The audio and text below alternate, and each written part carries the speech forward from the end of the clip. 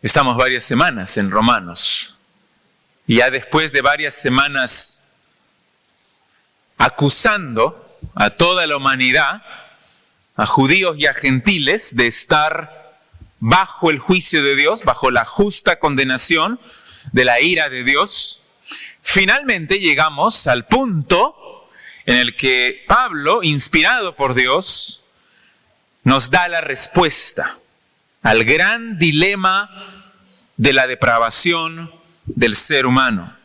¿Cómo puede un hombre injusto, pecador, depravado, malo, ser declarado justo por Dios? ¿Cómo puede un injusto ser declarado justo por Dios? En otras palabras, ¿cómo puede un pecador ser salvo? No hay una pregunta más importante en todo el universo para definir tu destino eterno. Hemos dicho que en el capítulo 1, desde el versículo 18 de Romanos hasta el capítulo 3, versículo 20, que terminamos la semana pasada, Pablo ha establecido sin lugar a dudas que toda la raza humana está bajo el dominio del pecado.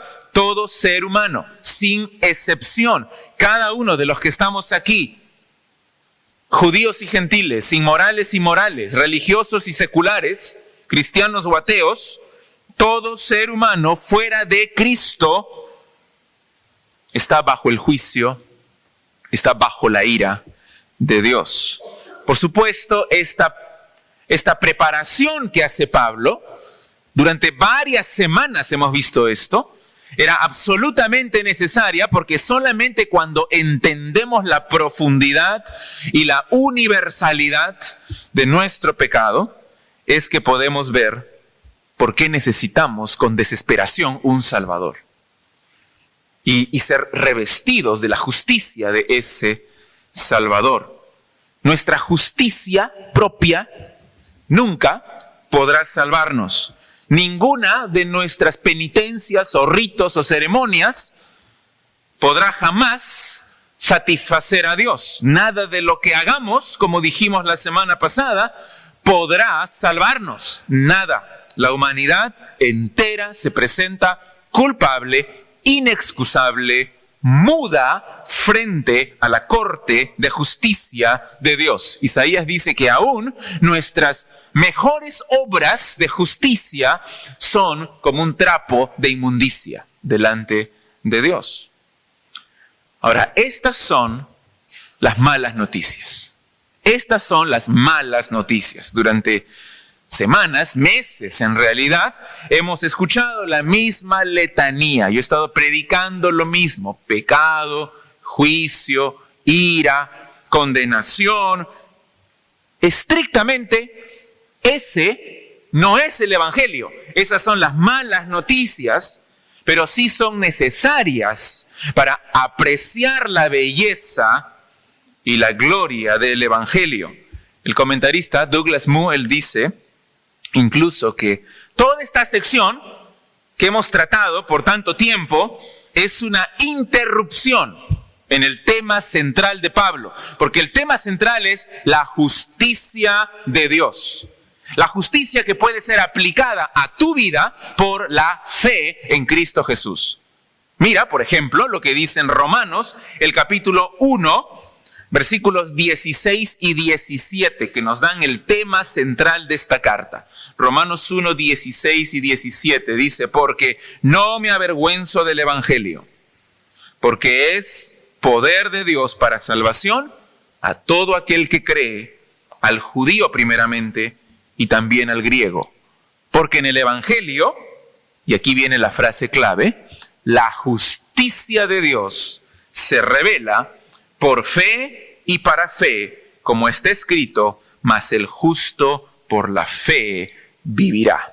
La justicia de Dios para todo el que tiene fe en el Señor Jesús. Y luego, a partir del versículo 18, dice este comentarista, viene toda una interrupción porque empieza a hablar de la ira de Dios, del pecado del ser humano. Somos injustos, somos inmorales, idólatras. Hemos intercambiado la gloria de Dios por la gloria de los animales que son corruptibles. Somos inexcusables. Y termina en 3:20. Y en 3:21, que vamos a ver hoy día, retoma su tema, 3:21. Pero ahora, aparte de la ley, se ha manifestado la justicia de Dios. Continuando con lo que decía en 1:17, ahora se ha manifestado la justicia de Dios. Y de esta forma, aquí en 3:21, llegamos a lo que Martín Lutero, el gran reformador, llamó el punto central, el corazón de la epístola y de toda la Biblia. Son palabras mayores. El corazón de toda la Biblia es lo que, según Martín Lutero, vamos a leer durante no solamente hoy, sino las siguientes semanas también. Leon Morris, él dice que este párrafo posiblemente sea el párrafo más importante que jamás se haya escrito. El párrafo más importante que jamás se haya escrito. Romanos 3, del 21 al 26, es un pasaje extremadamente denso, teológicamente hablando. Es muy profundo, de tal forma que en nuestra exposición consecutiva del libro de Romanos no podemos tratar este pasaje en un mensaje, sino que lo vamos a ver en 4 semanas. Los versículos del 21 hasta el 26. Vamos a ir con cuidado, con diligencia, con paciencia, con detalle, para exponer y para aplicar el significado de estos versículos, del 21 al 26. Aquí hay conceptos cruciales que aparecen por primera vez: propiciación, redención, justificación, fe. ¿Qué significa todo eso? Lo necesitamos entender correctamente. Por eso, cuando analicemos este texto, lo hemos dividido en 4 partes que vamos a ver en las siguientes 4 semanas. Las primeras palabras en 3:21 son palabras remecedoras. Algunos han llamado que estas 2 palabras producen un cambio cataclísmico en la historia de la salvación. ¿Cuáles son las 2 primeras palabras? Pero ahora. Pero ahora. Hay un contraste marcado con lo anterior, pero no solamente eso, es un punto de quiebre en la historia humana. Porque en la obra de redención de Cristo, en su muerte y en su resurrección, vemos el inicio de una nueva era, de una nueva época. Observamos en todo su esplendor la manifestación de la justicia de Dios. Pero ahora se ha manifestado la justicia de Dios.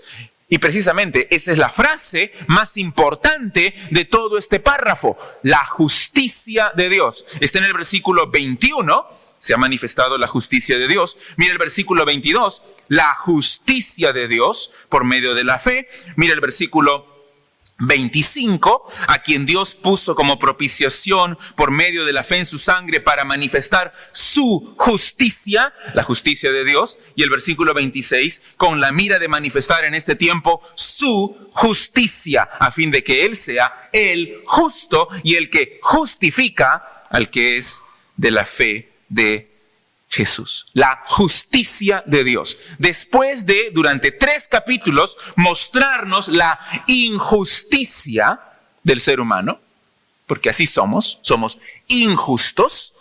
Ahora, a partir de 3:21, es que podemos ver cómo ese hombre injusto, y cuando digo ese hombre injusto, me refiero a cada uno de nosotros, cómo ese hombre injusto puede acceder a la justicia de Dios por medio de la fe en la obra de Cristo para la salvación de su alma y ser declarado justo por Dios. Así que durante todas estas semanas, 4 semanas en total, no perdamos de vista la pregunta central. ¿Cuál es la pregunta central aquí? ¿Qué ha hecho Dios para solucionar el problema de la depravación total del ser humano? ¿Qué ha hecho Dios para solucionar el problema de tu pecado, el problema de mi pecado, de nuestra depravación? ¿Qué ha hecho? Mi propósito con este mensaje es que cada uno de nosotros pueda apreciar en toda su magnitud, que podamos maravillarnos, que podamos quedarnos con la boca abierta al ver lo que Cristo ha hecho. Un punto de quiebre, un cambio en la historia. Dios ha intervenido en la historia y ha obrado para manifestar su justicia para la salvación del ser humano por medio de la fe en Cristo. Vamos a leer Romanos 3 desde el 21 hasta el 26, pero hoy solo nos vamos a concentrar en el versículo 21. Nada más, 21 al 26 dice así: pero ahora, aparte de la ley, se ha manifestado la justicia de Dios, testificada por la ley y por los profetas. La justicia de Dios por medio de la fe en Jesucristo, para todos los que creen en Él, porque no hay diferencia, por cuanto todos pecaron y están destituidos de la gloria de Dios, siendo justificados gratuitamente por su gracia, mediante la redención que es en Cristo Jesús, a quien Dios puso como propiciación por medio de la fe en su sangre, para manifestar su justicia a causa de haber pasado por alto en su paciencia los pecados pasados, con la mira de manifestar en este tiempo su justicia, a fin de que Él sea el justo y el que justifica al que es de la fe de Jesús. Y como ya lo mencioné, este párrafo tiene 4 partes. Y solamente las voy a mencionar. Durante las siguientes semanas vamos a entrar en ellas, las vamos a profundizar, pero ahora solamente las voy a mencionar para que veamos el argumento del apóstol Pablo. En primer lugar, versículo 21, vemos ahí el punto de quiebre en la historia. Pero ahora se ha manifestado la justicia de Dios. Ese punto de quiebre ha sido testificado antes por el Antiguo Testamento. En segundo lugar, versículos 22 y 23. ¿Qué significa ese punto de quiebre? En ese punto se ha manifestado la justicia de Dios. Y todo ser humano, sin diferencia, porque todos son pecadores, tienen acceso a esa justicia de Dios por medio de la fe en Cristo. En tercer lugar, versículos 24 y 25, la base de nuestra justificación es la gracia de Dios. La gracia de Dios que se muestra en la cruz, en la muerte de nuestro Señor Jesucristo.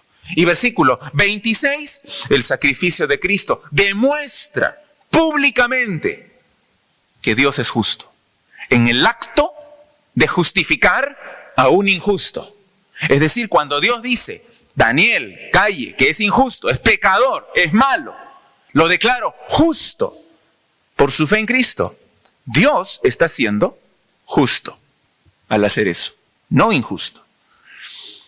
Hoy solamente nos vamos a enfocar en el versículo 21. Y otra vez la pregunta: ¿qué ha hecho Dios para solucionar el pecado del hombre?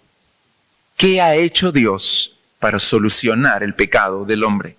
En primer lugar, en su boletín, Dios ha dado inicio a una nueva era en la historia de la salvación. Dios ha dado inicio a una nueva época en la historia de la salvación. Y eso está en la frase siguiente: pero ahora se ha manifestado la justicia de Dios. Es una frase triunfante. La palabra ahora, ¿qué significa? En Pablo, generalmente tiene un sentido cronológico, un sentido temporal. En este caso, nos marca un cambio completo de época. Así era antes, pero ahora. Es un contraste radical. Es una de las principales ideas del apóstol Pablo en todas sus cartas. Ha ocurrido un cambio, ha ocurrido un quiebre en la historia de la salvación. Ahora vino Cristo. Y por medio de la muerte de Cristo hemos pasado de la antigua era a una nueva era. Se ha inaugurado una nueva época de libertad, de salvación en Cristo. Dios ha intervenido en la historia para comenzar algo radicalmente diferente y nuevo a lo anterior. Martyn Lloyd-Jones, un famoso predicador, si pueden encontrar algún libro de él, cómprenlo inmediatamente. Martyn Lloyd-Jones, él predicó un sermón entero basado solamente en estas dos palabras. Pero ahora. Y él dijo así: no hay palabras más maravillosas en toda la Escritura que estas dos. Pero ahora. Pablo entiende que Cristo ha marcado un contraste dramático, no solamente en la historia, sino en nuestras propias vidas. Nosotros podemos decir, nosotros que somos hijos de Dios, hay un antes y hay un después. ¿Y cuál es el punto de quiebre? Nuestra conversión a Cristo. Todo lo viejo pasó y ahora todo es hecho nuevo. Es un cambio dramático. Mira, por ejemplo, lo que dice en Primera de Corintios 15. Primera de Corintios 15, 19. Este es el gran capítulo de la resurrección. Y mira lo que dice Pablo. Primera de Corintios 15, 19. Él está suponiendo, se está poniendo en el caso hipotético que Cristo no resucitó. Y él dice, si en esta vida solamente esperamos en Cristo, es decir, confiamos en Cristo, y Cristo no resucitó, todo es una mentira, Él sigue muerto en la tumba, somos los más dignos de conmiseración de todos los hombres. Merecemos que nos digan, pobrecitos, y que nos tengan compasión y que nos tengan pena, si es que Cristo no resucitó. Pero mira cómo empieza el versículo 20. Mas ahora, pero ahora, Cristo ha resucitado de los muertos, primicias de los que durmieron, es hecho. No es así. Es hipotético, eso es imaginario, porque ahora, pero ahora, Cristo sí resucitó. Y eso marca toda la diferencia. Observa también en Efesios 2. Efesios 2, versículo 1. Hablando de nuestra vida. De nuestra vida sin Cristo. Como éramos antes. Efesios 2, 1. Y Él os dio vida a vosotros cuando estabais muertos en vuestros delitos y pecados. Muertos. En los cuales anduvisteis en otro tiempo, en otra época, en otra era, siguiendo la corriente de este mundo, conforme al príncipe de la potestad del aire, que es Satanás, el espíritu que ahora opera en los hijos de desobediencia, entre los cuales también todos nosotros vivimos en otro tiempo. Otra vez, en otro tiempo. Antes, en nuestra vida vieja, en los deseos de nuestra carne, haciendo la voluntad de la carne y de los pensamientos, y éramos por naturaleza hijos de ira, lo mismo que los demás. Pero Dios, otra vez el contraste, pero Dios, ahora, que es rico en misericordia, por su gran amor con que nos amó, aun estando nosotros muertos en pecados, nos dio vida. Juntamente con Cristo, por gracia sois salvos. Un antes y un después. Y mira también ahí en Efesios 2, un poquito más abajo. Efesios 2, 12, versículo 12. En aquel tiempo, le está hablando a los gentiles, estabais sin Cristo, alejados de la ciudadanía de Israel y ajenos a los pactos de la promesa, sin esperanza y sin Dios en el mundo. Pero ahora, otra vez la misma frase, en Cristo Jesús, vosotros que en otro tiempo estabais lejos, habéis sido hechos cercanos por la sangre de Cristo. ¿Qué cosa es lo que ha pasado ahora? Porque Pablo dice, son inexcusables, están muertos bajo el juicio y la ira de Dios, pero ahora, a partir de un punto en la historia, ¿qué ha pasado? Si regresas a Romanos, Pablo dice así, pero ahora se ha manifestado la justicia de Dios. Como dije, es la continuación de lo que Pablo dice en Romanos 1:17. Por lo tanto, ¿qué significa justicia de Dios? ¿Qué significa que se ha manifestado la justicia de Dios? Es lo mismo que en 1:17 y aquí también. Especialmente porque en ambos textos se menciona la justicia de Dios, pero se menciona en conexión con la fe.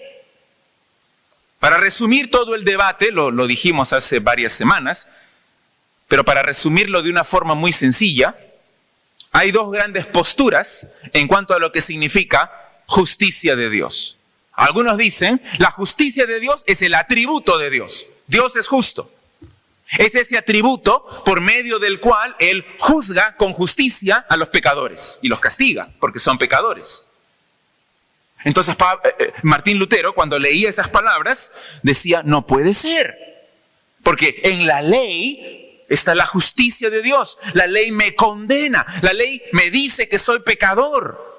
Pero luego yo leo aquí y Pablo dice, en el Evangelio se revela la justicia de Dios. En la ley está la justicia. En el Evangelio está la justicia. No hay escapatoria.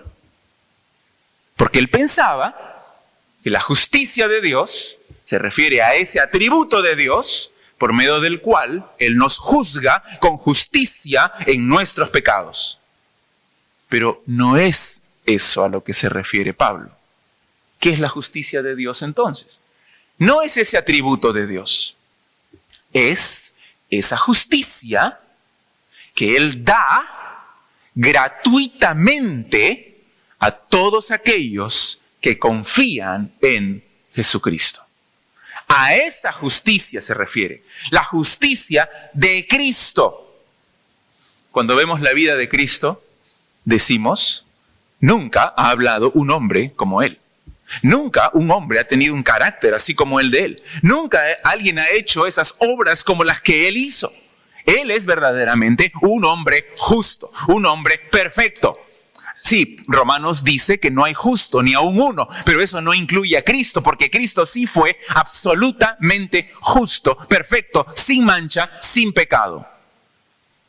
Y esa justicia de Cristo es la que Dios nos imputa, nos aplica a nuestra vida, si es que tenemos fe en el Señor.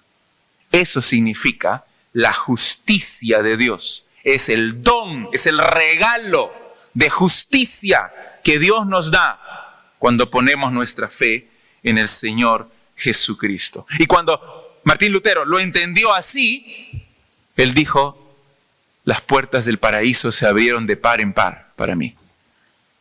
Porque no es esa justicia por la cual Dios me condena, sino es la justicia que Dios me regala cuando yo pongo mi fe en el Señor Jesús.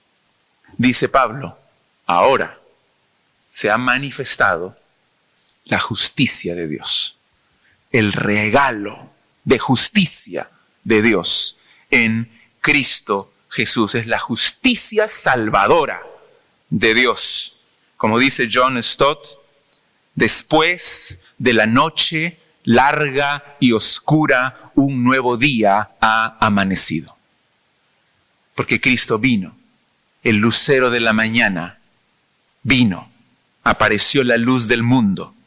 El punto de quiebre, el punto de transición entre la vieja era y la nueva era es Cristo. Y específicamente la muerte de Cristo y su resurrección. Eso se ve en la historia humana, pero también se ve en la vida de cada hijo de Dios. ¿Acaso en tu vida, cuando vino Cristo, no marcó un antes y un después? ¿Radicalmente diferente? ¿Las cosas viejas pasaron, todas son hechas nuevas? En nuestro caso, nuestra conversión es el punto de quiebre. Dejamos lo viejo y ahora comenzamos a vivir para Cristo. Como nuevamente, otra vez, Martin Lloyd-Jones dice en su sermón, él pregunta, ¿has experimentado un pero ahora en tu vida? ¿Has experimentado estas dos palabras, pero ahora en tu vida? En otras palabras, ¿has puesto tu fe en Cristo y has sido revestido de su justicia? ¿Has sido transformado radicalmente cuando confiaste en Él? ¿Ha habido un punto de quiebre en tu vida? En la historia ha habido con la venida de Cristo. Espero que en las vidas de cada uno de nosotros también. En segundo lugar, Dios ha actuado en Cristo haciendo obsoleto el antiguo pacto. Dios ha actuado en Cristo haciendo obsoleto el antiguo pacto. Mira otra vez en el versículo 21 esta frase. Pero ahora, aparte de la ley, se ha manifestado la justicia de Dios. Cuando decimos que estamos en una nueva época, en una nueva era, Pablo obviamente está enseñando que ya no estamos bajo la antigua. ¿Y cuál es la antigua? La de la ley. Eso es lo que significa aparte de la ley. Pablo ha sido muy claro al explicar que la ley fue dada a los judíos. ¿Con qué propósito? ¿Para qué les dio la ley? Lo vimos la semana pasada. Para que al ver la ley se dieran cuenta que no pueden cumplir la ley. Es imposible cumplir la ley. La ley los confronta, la ley los condena y se dan cuenta que son pecadores. Pero no solamente son condenados los judíos, sino todo el mundo. Porque si ellos, siendo el pueblo de Dios, no pudieron obedecer la ley, mucho menos nosotros, que somos gentiles. Eso es lo que dice Romanos 3, 19 y 20. Pero sabemos que todo lo que la ley dice, lo dice a los que están bajo la ley, es decir, a los judíos, para que toda boca se cierre y todo el mundo quede bajo el juicio de Dios. Aunque la ley se dio solo a los judíos, pero como ellos no pudieron obedecer, nosotros mucho menos. Así que esa ley condena a los judíos, pero también condena a todo el resto de las personas. Algunos dicen aquí que aparte de la ley significa simplemente aparte de las obras de la ley. Es decir, somos salvos sin las obras de la ley. Pero aquí no dice las obras, dice la ley como sistema, como pacto. Pablo va más allá. La salvación siempre ha sido por gracia. Siempre ha sido mediante la fe. Nunca ha sido por obras. Lo que está diciendo aquí es que caducó el antiguo pacto. Fue hecho obsoleto. Aparte de la ley, ahora se manifiesta la justicia de Dios. Dios ha intervenido en la historia, envió a su Hijo, Jesucristo, para morir por tu pecado, por mi pecado, para resucitar al tercer día, darnos la vida eterna. Es por medio de lo que Él hizo en la cruz que nosotros podemos ser salvos y tener su justicia y podemos ir al cielo. Y todo eso lo ha hecho aparte del sistema de la ley, con todos sus sacrificios y con todas sus ceremonias y con todos sus ritos, porque bajo ese sistema nadie puede ser salvo. Nadie puede ser salvo. Solamente se hace más patente su perdición, se hace más patente su pecado. Douglas Moo dice así: el pacto mosaico con Moisés fue una administración temporal establecida entre Dios y su pueblo para regular sus vidas y para revelar su pecado hasta el establecimiento de la promesa en Cristo. Pero cuando viene Cristo, lo viejo pasa y muere. La ley mosaica, con todas sus leyes y con todos sus sacrificios y con todos sus rituales, es ineficaz para salvarte. No eres salvo por las obras de la ley. El escritor de Hebreos dice por eso así: Dios, al decir nuevo pacto, ha dado por viejo al primero, y lo que se da por viejo y se envejece está próximo a desaparecer. Eso dice Hebreos 8:13. Entonces, la justicia de Dios para salvación no puede obtenerse por medio del antiguo pacto. La vieja dispensación de la ley ha pasado con la venida de Cristo. Mira, Gálatas 3:19. Gálatas 3:19. Entonces, ¿para qué sirve la ley? Porque estoy diciendo, ya pasó, ya fue obsoleta. Y alguien me puede preguntar, entonces, ¿para qué sirve la ley? Fue añadida a causa de las transgresiones. Hasta que, cuando ustedes leen esta frase, hasta que, ¿qué viene a su mente? Algo que empieza, ¿no? Que continúa y que tiene un fin. Dios dio esta ley hasta que viniese la simiente a quien fue hecha la promesa, es decir, Cristo. Y fue ordenada por medio de ángeles en mano de un mediador, y el mediador no lo es de uno solo, pero Dios es uno. Luego, ¿la ley es contraria a las promesas de Dios? En ninguna manera. Porque si la ley dada pudiera vivificar, es decir, si te puede salvar, si te puede dar vida eterna, la justicia, otra vez, la justicia de Dios fuera verdaderamente por la ley. Si es que tú pudieras obedecer la ley. Si es que la ley tuviera esa capacidad de dar vida a todos aquellos que la obedecen perfectamente, entonces la justicia verdaderamente sería por la ley. Mas la Escritura lo encerró todo bajo pecado, para que la promesa que es por la fe en Jesucristo fuese dada a los creyentes, a los que tienen fe.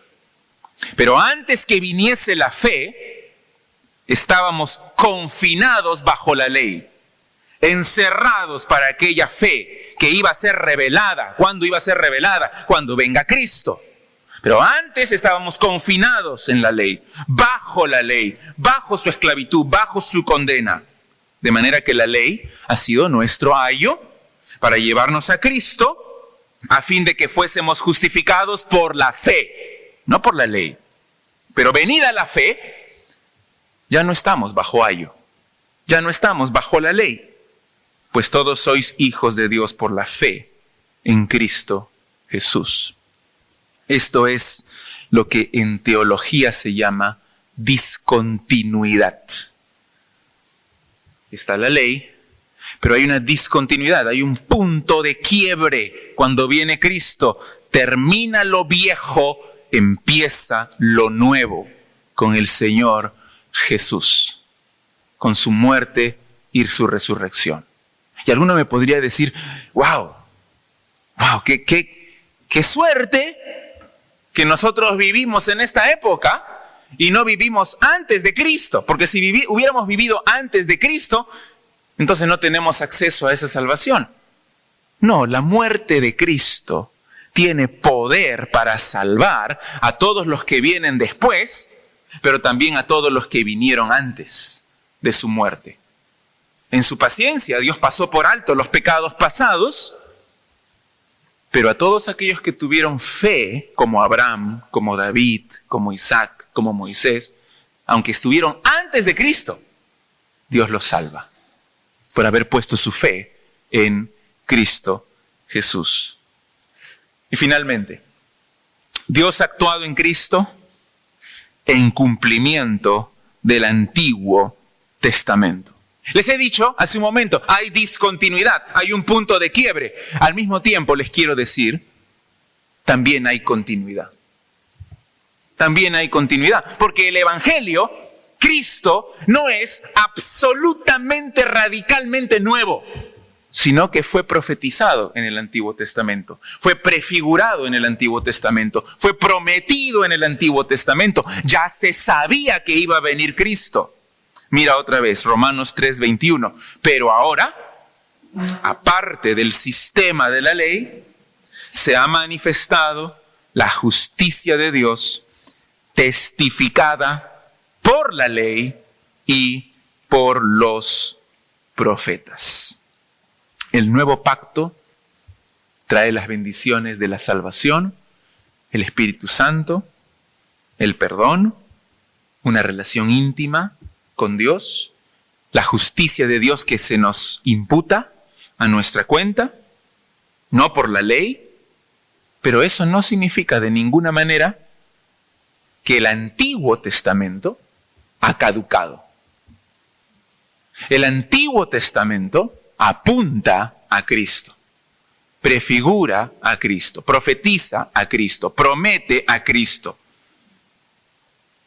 El Antiguo Testamento no es una revelación inferior, no es una revelación menor, no ha caducado. Cuando Pablo dice que la justicia de Dios ha sido testificada por la ley y por los profetas, cuando dice la ley y los profetas, se refiere, es una forma técnica de decirlo, al Antiguo Testamento. ¿Qué es la ley? Los 5 primeros libros de Moisés. ¿Y qué son los profetas? Todo el resto de libros. Así que está diciendo, todo el Antiguo Testamento, la ley y los profetas, apunta a Cristo. Da testimonio de Cristo. Hay continuidad allí. La Torá reconoce que la ley no tiene poder para salvar y nos promete un nuevo pacto, nos promete un Salvador. Mira qué dice en Isaías 51 para ir terminando. Isaías 51:5. Mira cómo Isaías 51, mira cómo conecta, cómo liga la salvación con la justicia de Dios. 51:5. Cercana está mi justicia. ¿Eso qué significa? Ya pronto voy a manifestar mi justicia. ¿Qué más dice? Ha salido mi salvación y mis brazos juzgarán a los pueblos. A mí me esperan los de la costa y en mi brazo ponen su esperanza. Alzad a los cielos vuestros ojos y mirad abajo a la tierra, porque los cielos serán deshechos como humo y la tierra se envejecerá como ropa de vestir y de la misma manera perecerán sus moradores. Pero mi salvación será para siempre, mi justicia no perecerá. Oídme los que conocéis justicia, pueblo en cuyo corazón está mi ley. No temáis afrenta de hombre, ni desmayéis por sus ultrajes, porque como a vestidura los comerá polilla, como a lana los comerá el gusano. Pero mi justicia permanecerá perpetuamente y mi salvación por siglos de siglos. Justicia y salvación. Dios dice a Isaías, 700 años antes de Cristo, ya viene mi justicia. Ya se revela mi justicia pronto. ¿Y eso qué significa? Significa que ya viene mi salvación.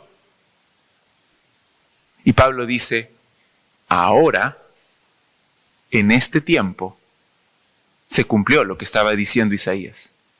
Se ha manifestado la justicia de Dios, es decir, su salvación. ¿Dónde está su salvación?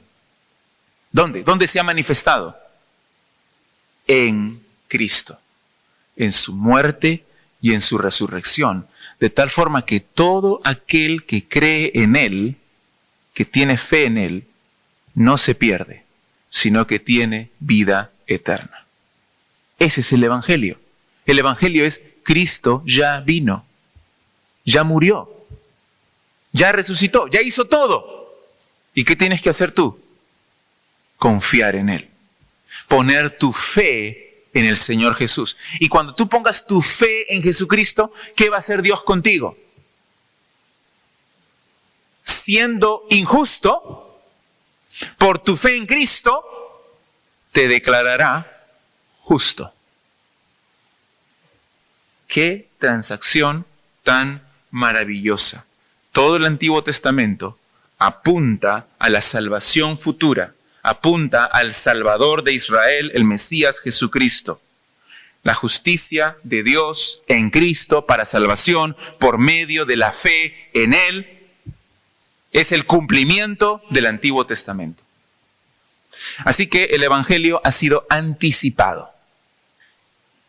Ya se sabía que iba a venir, pero al mismo tiempo el Evangelio es nuevo.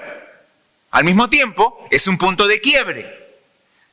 Y nosotros, tú y yo, tenemos este gran privilegio de vivir en la época del cumplimiento. Vivimos en la época del cumplimiento. No vivimos en la época de las figuras, en la época de las sombras, en la época de las profecías. Vivimos en la época de la realidad, del cumplimiento. Cristo ya vino, ya murió. Ahora entendemos toda la Biblia, porque lo que no entendías del Antiguo Testamento apunta a Cristo. Jesús mismo dijo a sus discípulos, ¿cuánto los profetas, los reyes, los hombres de la antigüedad anhelaron ver lo que ustedes ven ahora? ¿Y a qué se refería Jesús? A mí, decía Jesús, al Salvador, al Rey del mundo. Ahora tenemos acceso a la justicia de Dios por medio de la fe en Cristo. La muerte de Cristo y su resurrección son hechos históricos, reales, que han partido a la historia en dos. Antes de Cristo, después de Cristo. Mi oración es que marquen un antes y un después en tu vida también. No solo en la historia, sino en tu vida. Pablo les dijo a los corintios estas palabras. 1 Corintios 6:9 dice Pablo así: ni los fornicarios, ni los idólatras, ni los adúlteros, ni los afeminados, ni los que se echan con varones, ni los ladrones, ni los avaros, ni los borrachos, ni los maldicientes, ni los estafadores heredarán el reino de Dios. Y esto erais algunos de ustedes. Pero ya, y ese pero ya es, pero ahora, como en Romanos, ya habéis sido lavados. Ya habéis sido santificados, ya habéis sido justificados en el nombre del Señor Jesús y por el Espíritu de nuestro Dios. Vino Cristo, vino su Espíritu y marcó un antes y un después. Si tú sigues siendo borracho, adúltero, mentiroso, maldiciente, no heredarás el reino de Dios. Pero si Cristo vino a tu vida, te transformó por completo, ya has sido lavado, santificado y justificado y puedes disfrutar su salvación para siempre. Solo hay una forma de salvación, no hay varias, hay una, por medio de la fe en Cristo, por medio de depositar toda tu confianza en Él, reconociéndole como el Salvador y como el Señor de tu vida. Así que, de una vez, ¿por qué no lo haces? Cristo ya vino, Cristo ya murió, Cristo ya resucitó. La justicia de Dios puede ser tuya, pero ¿qué tienes que hacer? Confía en Cristo. Ten fe, entrégate a Él. Y si lo haces por tu fe en Cristo, Dios te declara justo, como si nunca hubieras pecado. Esa es la salvación, el perdón completo. No es solamente un indulto, es el perdón, absolución, limpieza total. Si confías en Él. ¿No quieres esa salvación en Cristo Jesús?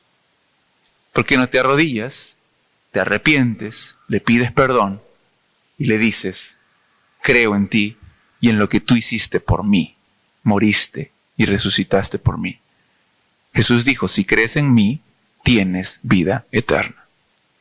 Vamos a orar para terminar.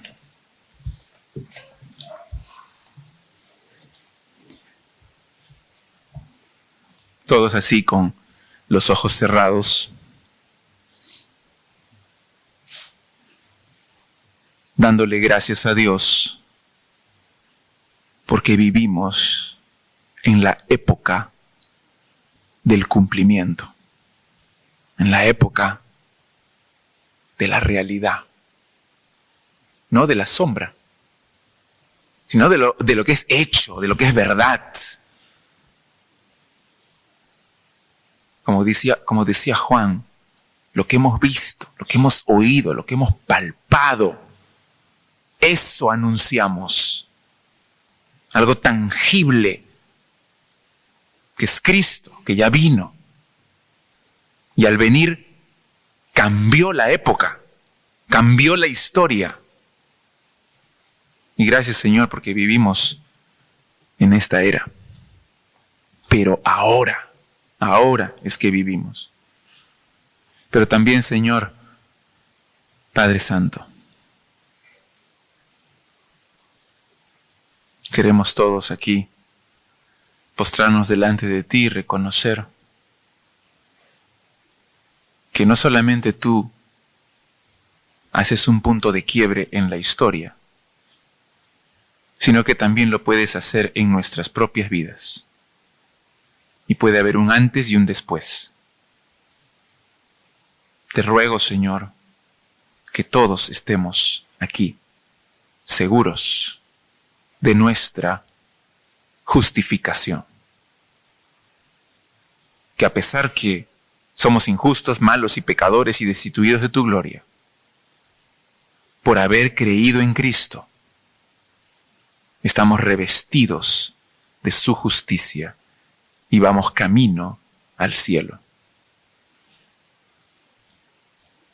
Y si no están seguros, Padre, te pido que tu Espíritu hable a sus corazones con esta palabra, que les conceda arrepentimiento, que confronte sus corazones y que de una vez se rindan al Señor Jesús, que crean en Cristo. Gracias, Padre, a tus hijos que ya hemos puesto nuestra fe en ti. Guíanos, guárdanos, danos crecimiento cada día para seguirte amando y agradando. Porque te lo pedimos en el nombre de Jesús. Amén.